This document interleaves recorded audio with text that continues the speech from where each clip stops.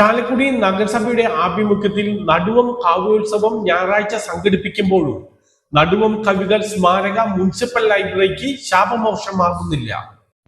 നഗരസഭയുടെ നേതൃത്വത്തിൽ നടുവം കാവ്യോത്സവം നടത്തുമ്പോഴും നടുവം കവികൾ സ്മാരക മുനിസിപ്പൽ ലൈബ്രറിക്ക് ഇപ്പോഴും അവഗണന.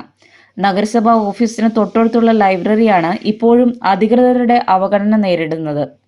കാവ്യസാഹിത്യ രംഗത്ത് ചാലക്കുടിയുടെ സാന്നിധ്യം അറിയിച്ച നവോത്ഥാന കവികളായ നടുവത്തച്ചൻ നമ്പൂതിരിയുടെയും മഹൻ നമ്പൂതിരിയുടെയും സ്മരണ നിലനിർത്താനാണ് വർഷങ്ങൾക്ക് മുമ്പ് മുനിസിപ്പൽ ലൈബ്രറിക്ക് നടുവം കവികളുടെ പേര് നൽകിയത്.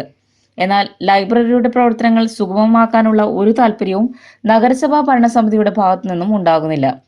ലൈബ്രറി ആരംഭിച്ച കാലത്തുള്ള ഫർണിച്ചറുകളാണ് ഇപ്പോഴും ഇവിടെയുള്ളത്. ഇതിൽ പലതും ഒടിഞ്ഞുപോയി. മുനിസിപ്പൽ ബിൽഡിംഗിന്റെ 1-ാം നിലയിൽ റീഡിംഗ് റൂം, 2-ാം നിലയിൽ ലൈബ്രറിയുമാണ് ഒരുക്കിയിരിക്കുന്നത്. റീഡിംഗ് റൂമിലെത്തുന്നവർക്ക് പത്രങ്ങളും ആനുകാലിക പ്രസിദ്ധീകരണങ്ങളും നിന്നു വായിക്കേണ്ട ഗതികേടാണിപ്പോൾ. ഫാൻ, ലൈറ്റ് എന്നിവയുടെ സൗകര്യവും അപര്യാപ്തമാണ്.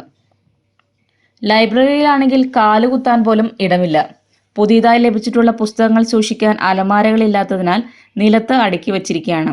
വായനക്കാർക്ക് പുസ്തകങ്ങൾ തിരഞ്ഞെടുക്കാൻ പോലും സൗകര്യമില്ല. അറ്റകുറ്റപ്പണികൾ നടത്താത്തതിനെ തുടർന്ന് ലൈബ്രറിയുടെ പല ഭാഗവും മഴക്കാലത്ത് ചോർന്നൊലിക്കും. കുടിവെള്ളമോ ടോയ്ലറ്റ് സൗകര്യമോ ഇവിടെയില്ല. കോളേജ്, ITI വിദ്യാർത്ഥികളടക്കം നിരവധി പേരാണ് പ്രതിദിനം ലൈബ്രറിയിൽ എത്തുന്നത്.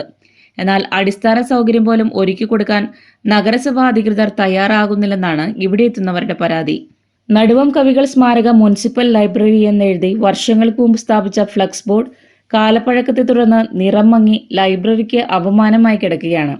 വഴിപാട് പോലെ നടുവം കാവ്യോത്സവം നടത്തുന്നതിന് പകരം പുതിയ ബോർഡ് വെച്ചും ലൈബ്രറിയിൽ അടിസ്ഥാന സൗകര്യം ഒരുക്കിയും നടുവം കവികളോടുള്ള ആദരവ് നഗരസഭാ ചെയർമാൻ കാണിക്കാൻ തയ്യാറാകണമെന്നാണ് നാട്ടുകാരുടെ ആവശ്യം.